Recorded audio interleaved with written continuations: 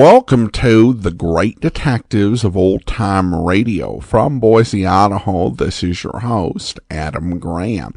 If you have a comment, email it to me, box13@greatdetectives.net. Follow us on Twitter at Radio Detectives and become one of our friends on Facebook, facebook.com/Radio Detectives. Today's program is brought to you in part by the financial support of our listeners. You can become one of our ongoing Patreon supporters for as little as $2 per month at patreon.greatdetectives.net. And I want to thank our latest Patreon supporter, Adrian. Adrian became one of our supporters at the Shamus level of $4 or more per month. Thank you so much for your support. And you can also send along one-time donations to support.greatdetectives.net or by mail to Adam Graham, P.O. Box 15913, Boise, Idaho 83715. Also, you can use the Zelle app to send to Box 13 at greatdetectives.net. Well, now it's time for today's episode of Box 13. The original air date is January the 9th of 1948, and the title is Damsel in Distress.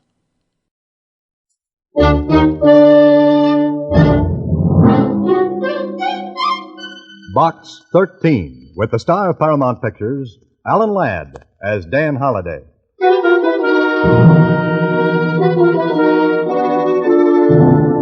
To Box 13, care of the Star Times. I am desperately in danger, I'm sure. I'm afraid to go to the police right now. So if you'll really go anyplace and do anything like your ad says.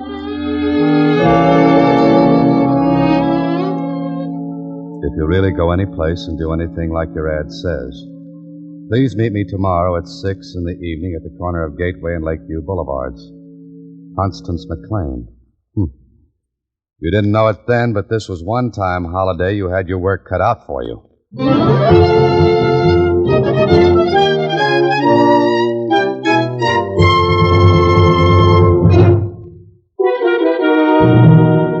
now, back to Box 13 and Dan Holliday's newest adventure. I guess I was asking for it when I put that ad in the Star Times. But I wasn't asking for what happened this time, and I don't want it again. You see, it was... Well, might as well start from the beginning, and Susie saying... Constance McLean. That's a pretty name, Mr. Holliday. Well, what do you make of the letter, Susie? Make of it? Well, what do you mean? Well, take this line. I'm desperately in danger, I'm sure. Well, what about it? No, it sounds like something from an old melodrama. But it's thrilling. Maybe she is desperately in danger, Mr. Holliday. Why don't you find out? You think I should, huh? Sure.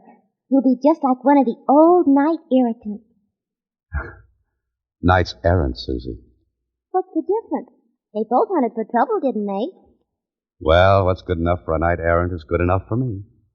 I'm sorry I can't oblige you by dashing off on a white charger and wearing a tin suit. But so long anyway, Susie. The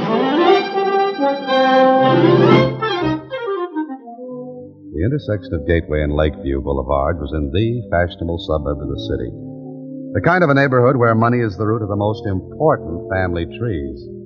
I looked at my watch. It was 6 exactly. Then I heard someone coming. I waited. It was about dark. The shadows of the trees kept me from seeing who it was whispering. But a couple of seconds later... Hello? Oh, good evening. You're, Constance McLean? Oh, no. No, my name's Barbara Rodney. Constance is over there. Oh, I see. Well, I'm Box 13. Uh-huh.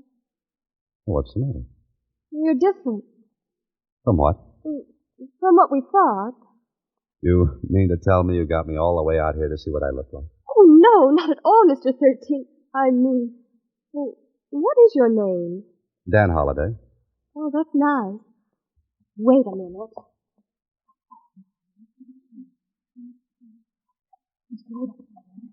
Mr. Holliday, this is Constance. Connie, how do you do? How are you? She stared at me, and I stared back. She was about 17. Not pretty, but kind of a hungry face and eyes. I smiled at her, and she smiled back. It's awfully nice of you to come, Mr. Holliday. Well, not at all. I think anyone would come on the strength of your letter, Connie. Can we go someplace and talk? I mean, we can't stand here on the corner, can we? We could, but sitting would be better. What do you suggest? How about Smudgy Mary? I beg your pardon? Well, Connie means Smudgy Mary's play.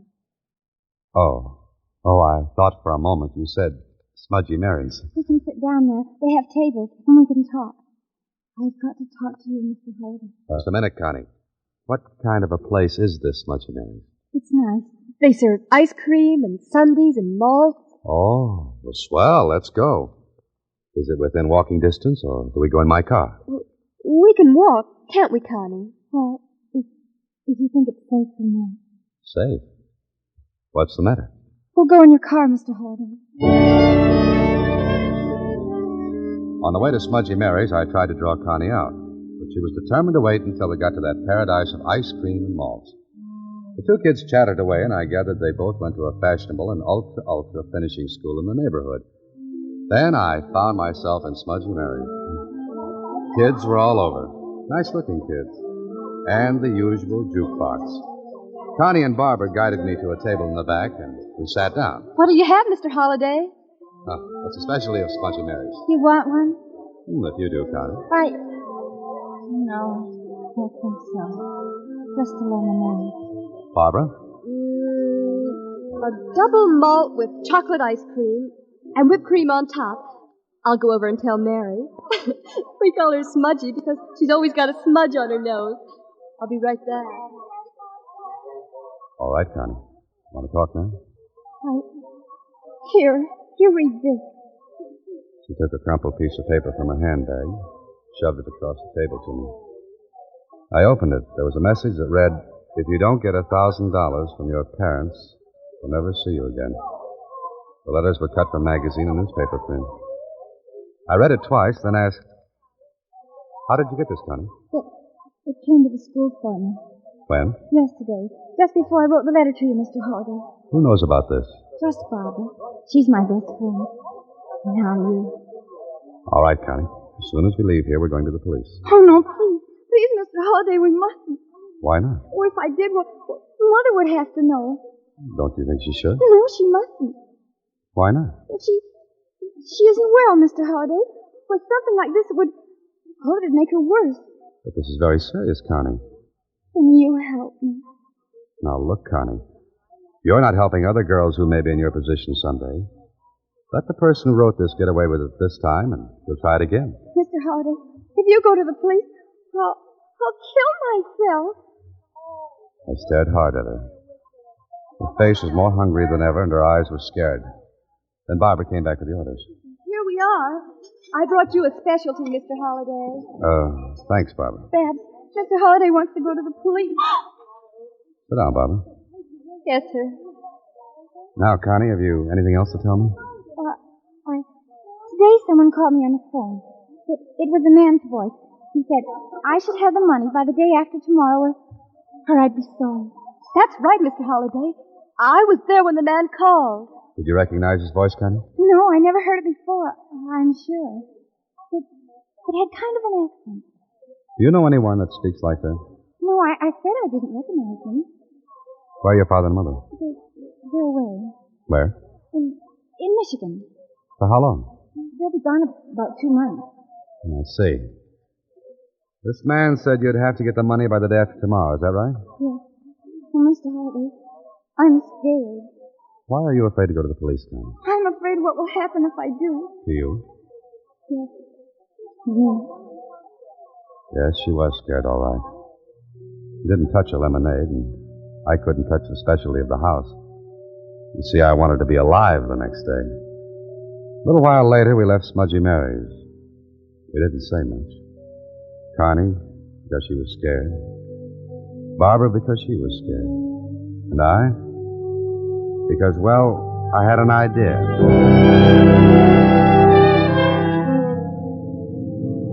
It was after 8 when we pulled up in front of the school where they lived in the dormitory. Connie and Barbara got out of the car. What should I do, Mr. Holliday? You sure that man said day after tomorrow? Oh, yes, I know he did. All right, Connie, I'll do what I can. You'll help her, Mr. Holliday? Of course I will, Barbara. Now, you two run along. I'll wait till you get inside. Go on now. I don't know how to thank you. Don't try. Just take it easy and don't worry. All right. Good night, Mr. Holliday. Good night, Connie. Barbara. Good night. I watched them until they went in. I was about to close the car door and drive away when... Holliday! Oh, Mr. Holliday! That was Connie. It didn't take long to cover the distance to the dormitory entrance. Connie! Barbara! Mr. Holliday, look, it was under my door. This. Another letter. Give it to me quick. Here comes Miss Ogilvy. She's headmistress. Oh, Please, Mr. Holliday, don't show her that letter. Please, don't tell. I don't know why I stuck that letter in my pocket. Maybe it was Connie's face. Absolute terror on it. But I rammed the letter in my pocket just as... And what does it mean? Please, Miss Ogilvy. And, sir, who are you? She looked at me, and I remembered my fifth grade school teacher. The one who didn't like me. I looked at Connie. There was a desperate, please don't tell look on her face. Barbara was as white as a sheet. I decided to be hung for a sheep as well as a lamb, Miss Ogilvy repeated. Well, sir, if you please. Girls, into your rooms. Yes, ma'am. I'm waiting, sir. I'm in the wrong house. Really? And for which house were you looking? The Smiths. Really? Where do they live? Not here, I guess. I hope you have an explanation. Well, I'm afraid I don't. All right, I'm waiting for a streetcar. Will that do? May I have your name? If you just forget all about this, I'll go quietly home and lie down for a while. I'm afraid I shall have to ask you to stay. That's very kind of you, Miss Ogilvy, but I have a previous engagement. If you try to leave, I shall ring the alarm and the caretakers will stop you. All right. What do you want me to do? Nothing. I'm going to call the police.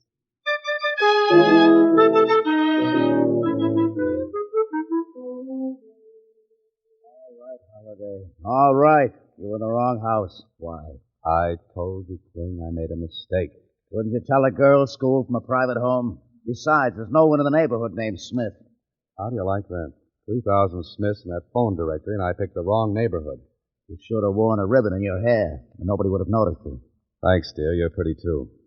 Listen, Miss Ogilvy preferred charges, trespassing, and a dozen other counts. She can make them stick. Kling, what if I said I had a good reason for being there, but I couldn't tell what it was? What would you say? The same thing I said 2 hours ago. Why? I can't tell you, I promised.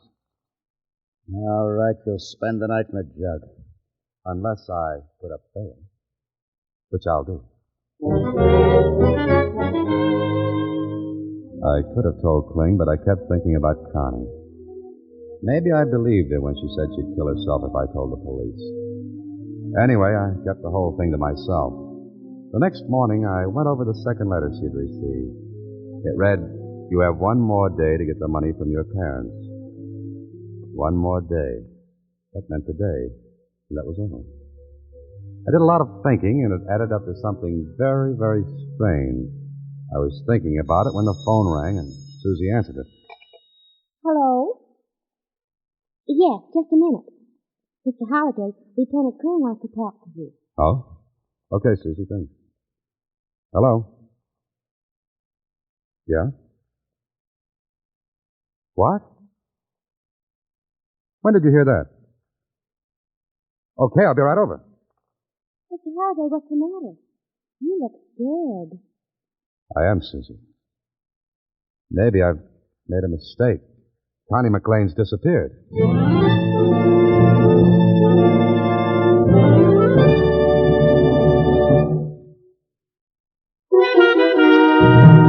Now back to Damsel in Distress, another Box 13 adventure with Alan Ladd as Dan Holliday. Kling and I drove out to the school. He pondered at me to find out what I knew. I told him about the letter then. I had to. He was mad. I guess he had a right to be. At the school, we sat across from Miss Ogilvy and Barbara Rodney. All right, Miss Ogilvy. Let's hear what happened. Barbara, please tell us what you know. Well, I woke up this morning. Connie and I have the same room. We know that, Barbara. Yes, ma'am. Well, I looked across to Connie's bed. She wasn't there. What time was this, Barbara? When I woke up, about 7:30. And you looked everywhere for her? Oh, yes, Miss Ogilvy. What makes you think Connie disappeared? Constance has never been tardy for a class, Mr. Holliday. And I might ask what you know about this. Your actions last night Barbara, were will not... you leave, please? I'll talk to you later. Hey, Holiday, what's the idea? Please, Kling, I want to learn something. Is it all right, Miss Ogilvy? I suppose so. I'll be in my room.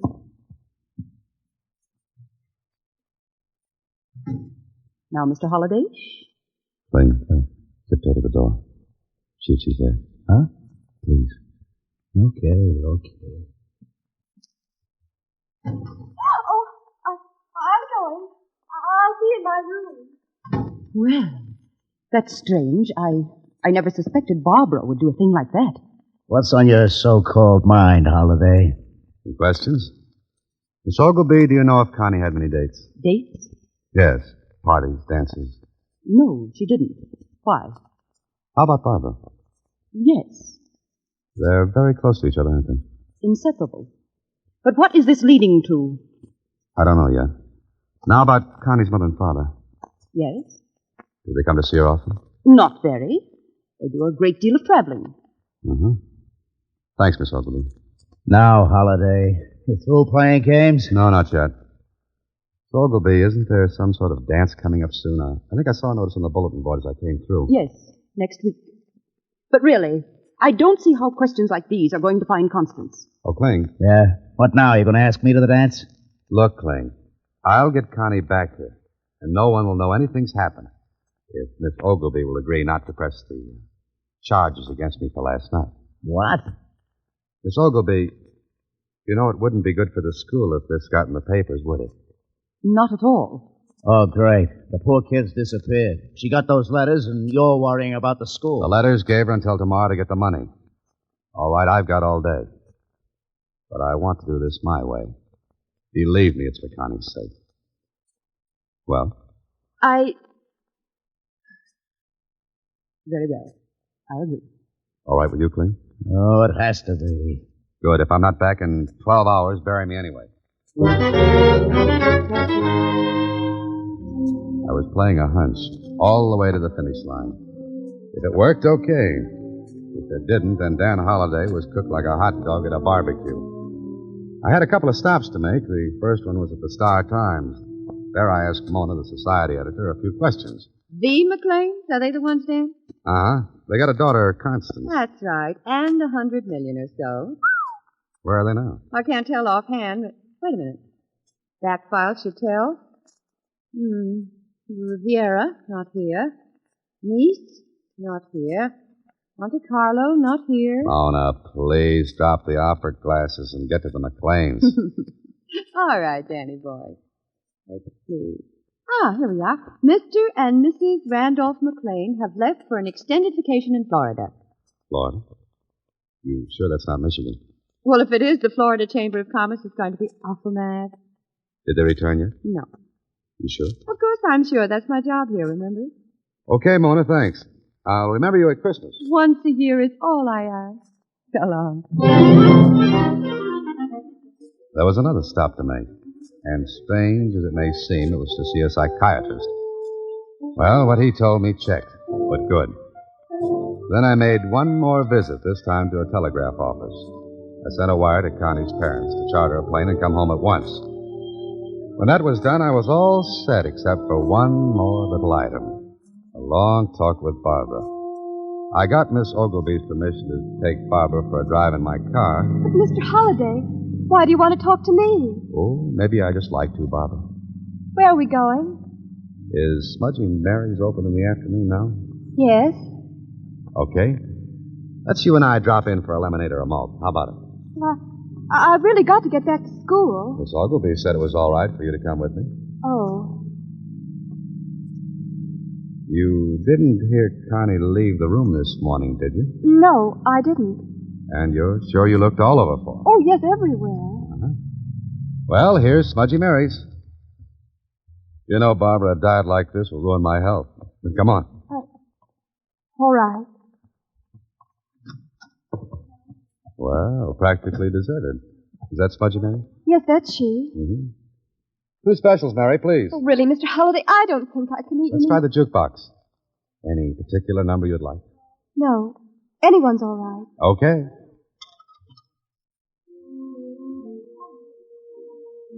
Come on, we'll take this table over here. What do you want to talk about? Connie? What about her? Come on, Barbara. Why don't you tell me where she is? Because I don't know. I'll bet she's been kidnapped. Those awful letters. They said that Those letters wouldn't have fooled a baby, Barbara. No kidnapper is going to ask for $1,000, not when the parents are worth millions. Well, maybe he was scared. Could be. But that second letter under the door last night, the kidnapper put it there? Well, he must have. Mm-hmm. Well, how did he get in? Well, I guess he sneaked in. Barbara, no kidnapper goes around in brightly lighted halls shoving threatening letters under doors. I don't know where she is. Barbara, please tell me. You won't tell anyone, will you, Mr. Holiday, please? I'm afraid I'll have to, Barbara. Maybe everything will come out all right.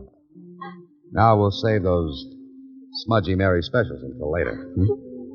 Right now, we're going to pick up Connie. How about it? All right, Mr. Holiday.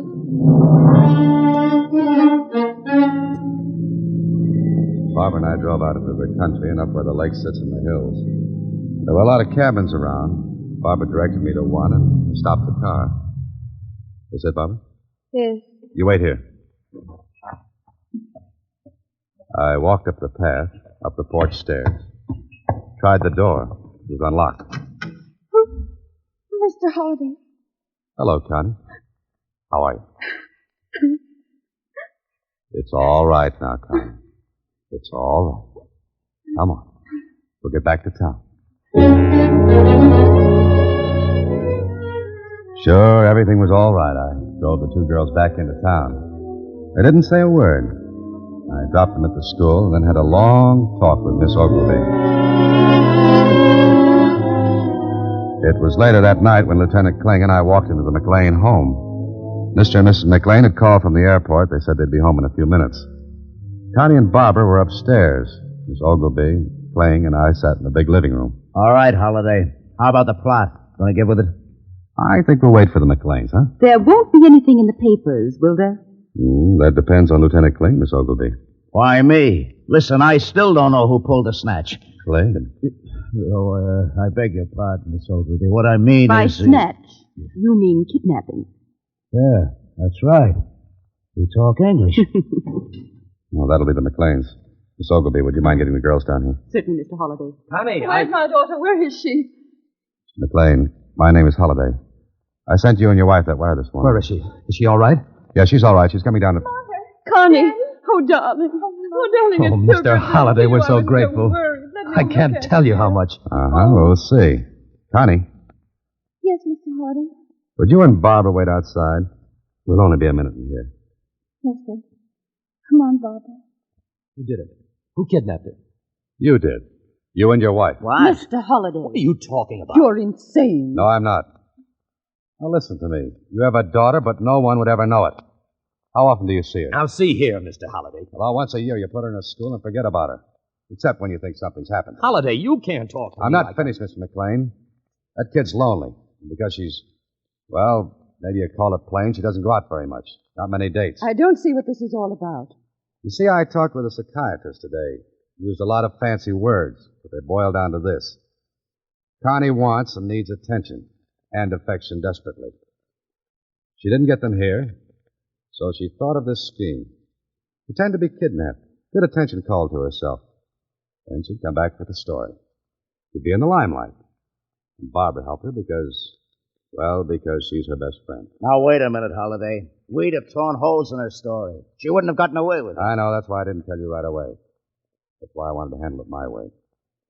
If this had gone to the police, the whole thing would have blown up for Connie. It would have been a newspaper story, ridicule for the girl.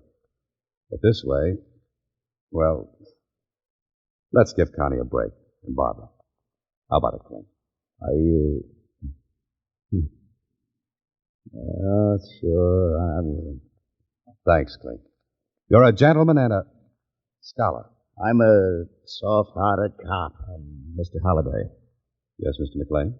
I guess my wife and I didn't realize how selfish we really were. We We thought we were giving Connie all she ever wanted. Yes, all but one thing. The one that really mattered. Affection. Oh, I want to thank you and Lieutenant Kling.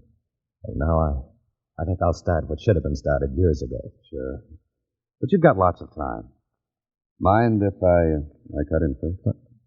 What do you mean? No. You can start tomorrow. Meanwhile, I think I'll play this all the way. Huh? What are you up to now, Holiday? Practice what you preach, I always say. Connie.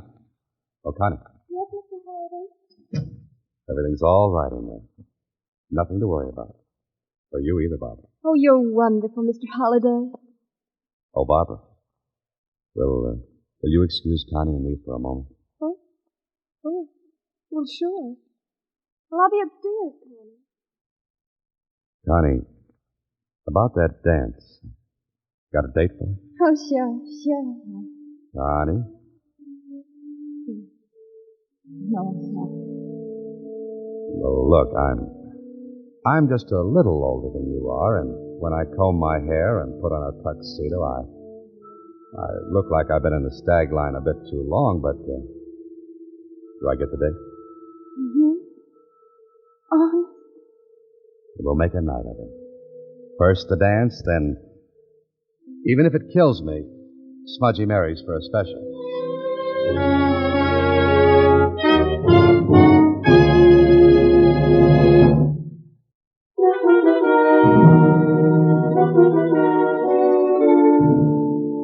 Did you have a good time at the dance, Mr. Holiday?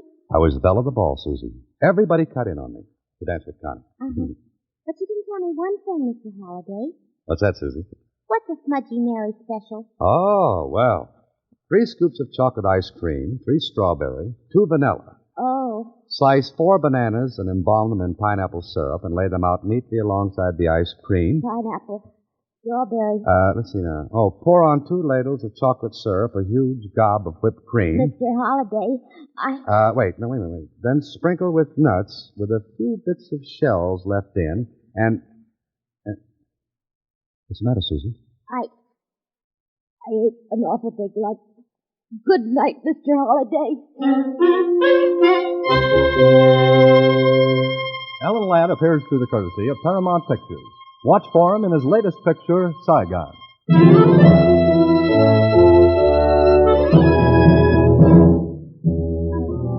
Box 13 is directed by Richard Sandville, with original story by Russell Hughes and original music composed and conducted by Rudy Schrager.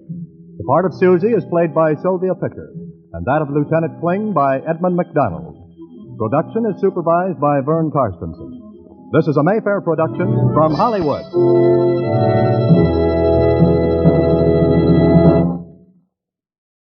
Welcome back. Well, I don't know if I saw how obvious the plot was. There were details that still had to be sussed out, but I think, once you get to the break, it does really become obvious that this was a case of staged kidnapping. I think, though, overall, this episode's heart was in the right place, with the message of the importance of parental involvement, at least in the lives of children who are not beautiful. I think they did kind of muddle it just through, like, the superficial approach that they took. And it wasn't really necessary, particularly, in radio, which doesn't really lend itself to being superficial, because, you can't see any of these characters and they're all just, how you imagine them. So instead of, parents, your children need you in their lives, the message is, parents of children who are not super attractive, your kids need you in their lives. And I can imagine, a couple listening to this in the 1940s saying, wow, that sounds really sad. Do you think our daughter needs us? And the husband just shakes his head. Nah, she's pretty. She'll be fine.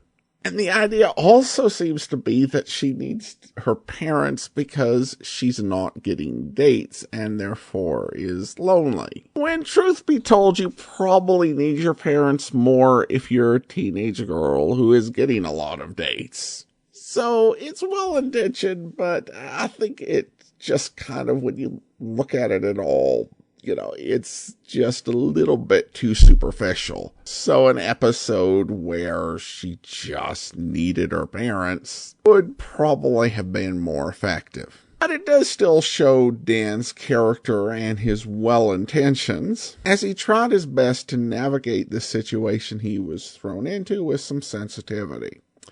All right, well, listener comments and feedback now.